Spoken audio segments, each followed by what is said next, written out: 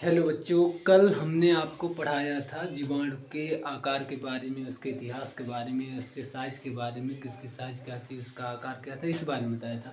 आज हम बताते हैं वायरस। ये जो वायरस होता है, देखो इसका आवरण जो होता है कैप्सिड का बना होता है। पीछे मैंने बताया था वायरस का जो आवरण होता है प्रोटीन का बना होता है, और वायरस का आवरण क्या होता है, प्रोटीन का बना होता है। उनके भीतर न्यूक्लिक अम्ल पाया जाता है। इनका आवरण देखो कैप्सिड या प्रोटीन का बना होता है। इनके जो भीतर भीतर क्या न्यूक्लिक अम्ल डीएनए अथवा आरएनए होता है। तो वायरस रासायनिक रूप से वायरस न्यूक्लियो प्रोटीन संकुल से बने होते हैं। न्यूक्लियो प्रोटीन संकुल यानी कि प्रोटीन और न्यूक्लिक अम्ल से बने होते हैं। ठीक है, न्यूक्लिक अम्ल अथवा डीएनए, इनमें न्यूक्लिक अम्ल अथवा आरएनए पाया जाता है। ठीक है, दोनों में से कोई एक, या तो डीएनए होगा या फिर आरएनए। न्यूक्लिक अम्ल डीएनए अथवा आरएनए पाया जाता है, या तो डीएनए होगा या फिर आरएनए होता है। इनमें अनुवांशिक पदार्थ डीएनए अथवा आरएनए होता है।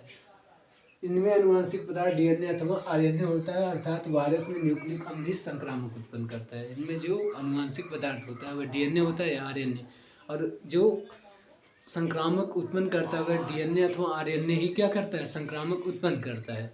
ठीक है, तो क्लास 12 में हम लोग एक टॉपिक पढ़े थे, हर्षचेज नामक वैज्ञानिक ने 1952 में इन्होंने जीवाणु भोजी पर प्रयोग किए थे। तो इन्होंने प्रयोग करके बताया कि इनका जो अनुवांशिक पदार्थ होता है वह क्या होता है, वह डीएनए होता है, डबल स्ट्रैंड डीएनए होता है, द्विरज्जुक।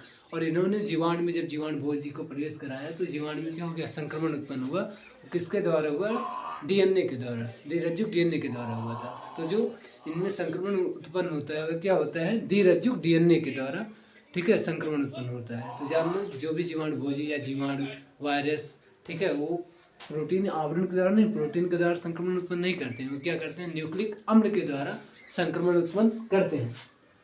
फिर जो पादप में वायरस होते हैं वे एकल रज्जुक होते हैं, और जो जंतुओं में होते हैं एकल रज्जुक आरएनए होता है पादप में। और जंतुओं में एकल रज्जुक आरएनए भी हो सकता है, एकल रज्जुक डीएनए भी हो सकता है, और द्विरज्जुक डीएनए भी हो सकता है। जैसे वायरस में जैसे डबल स्ट्रैंड डीएनए किन किन वायरस में पाया जाता है, सिंगल स्ट्रैंड डीएनए किन वायरस में पाया जाता है, और फिर सिंगल स्ट्रैंड आरएनए किस में पाया जाता है, सिंगल स्ट्रैंड डीएनए किन में पाया जाता है। इस आधार पर हम लोग सबका उदाहरण पढ़ेंगे कि मतलब किस में ये पाया जाता है, किन वायरस में डबल स्ट्रैंड डीएनए पाया जाता है, किन में सिंगल स्ट्रैंड। ठीक है, तो जो डबल स्ट्रैंड डीएनए है, द्विरज्जुक डीएनए या जीवाणु भोजियों में पाया जाता है। जीवाणु भोजी का मतलब होता है जीवाणु को मारने वाला।